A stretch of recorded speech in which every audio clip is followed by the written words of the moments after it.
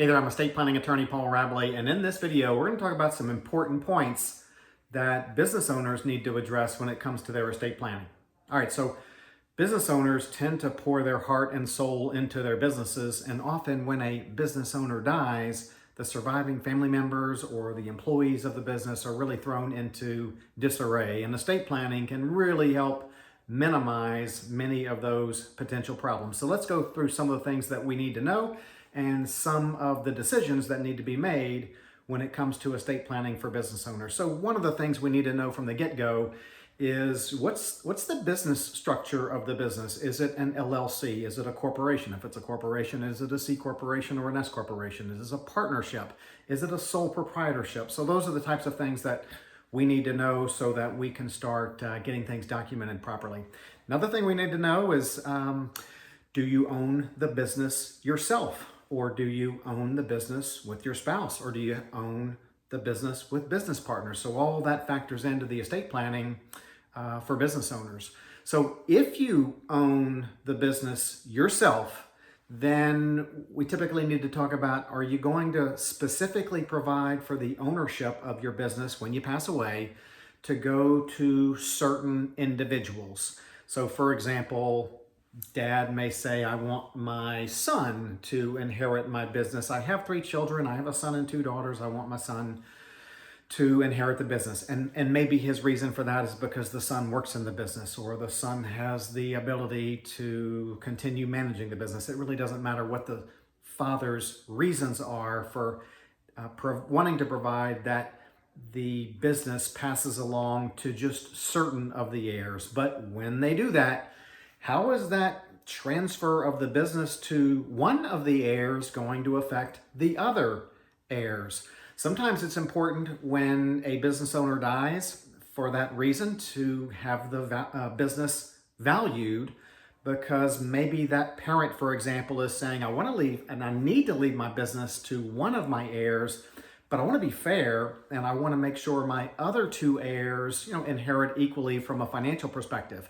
So oftentimes when the business owner dies, the business has to be appraised, or maybe in the business owner's estate planning documents, the business owner said, I want these other 2 children of mine to get more of my remaining estate in this amount to kind of compensate them for the fact that this one child is receiving my business. So that's all part of the estate planning process.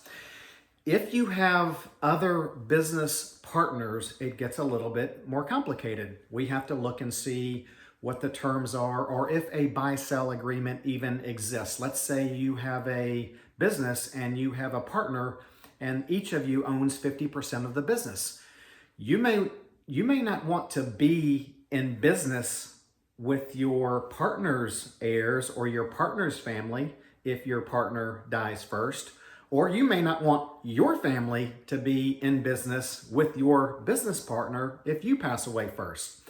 So in those circumstances, often, all of the parties sign what's commonly referred to as a buy-sell agreement, and it often requires that the deceased business owner's interest in the business be purchased, perhaps by the surviving owner or no owners. And obviously the terms of that buy-sell agreement become really, really important.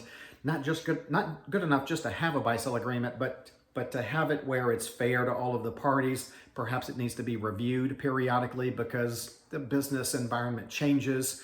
So some of the more critical terms of a business buy-sell agreement is how that business gets valued upon the death of an owner, and then the terms of that payout to the estate of the deceased owner. So all that's important. Now, some people will just say, yeah, I do own a business, but when I die, I want to treat my business just like any other asset of mine when I die. I have a house and my house can go to my 4 heirs and then they can decide what to do with it. I have an investment portfolio and when I die, it can go to my 4 heirs and they'll each get 1/4. Heck, I'll just do the same thing with my business. They'll each get a percentage of my ownership interest in the business. So sometimes business owners feel that's the right or fair thing to do. Now, I will tell you, sometimes when parents or grandparents or business owners want to treat the business like any other asset of theirs, will often put a twist on that.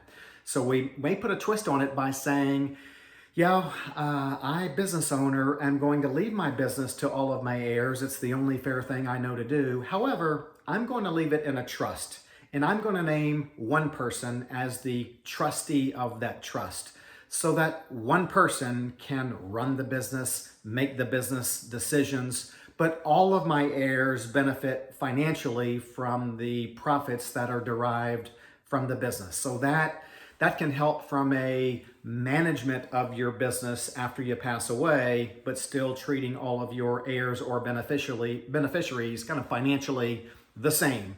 Couple more issues that are important.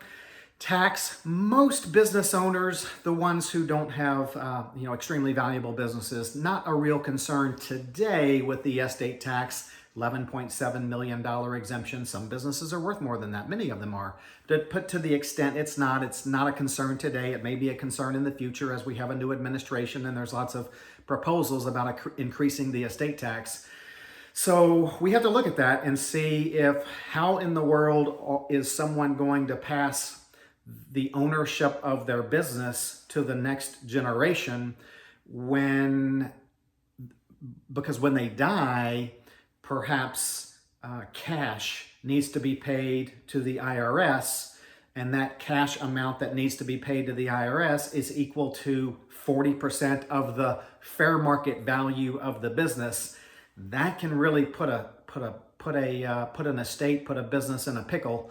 So sometimes if the fact that you own a business is going to cause your estate to pay some significant estate tax, then certainly the planning to provide for that, so that there's liquidity to pay the tax, and all those other estate planning issues that surround having to pay estate tax or addressed, particularly if you own a business.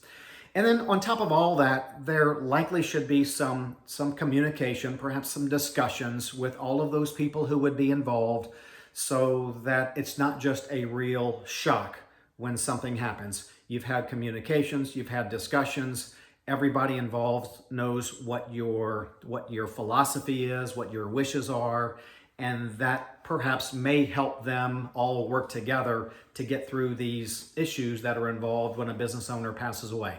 Okay, I hope that helps. Y'all take care. We'll see you on the next video.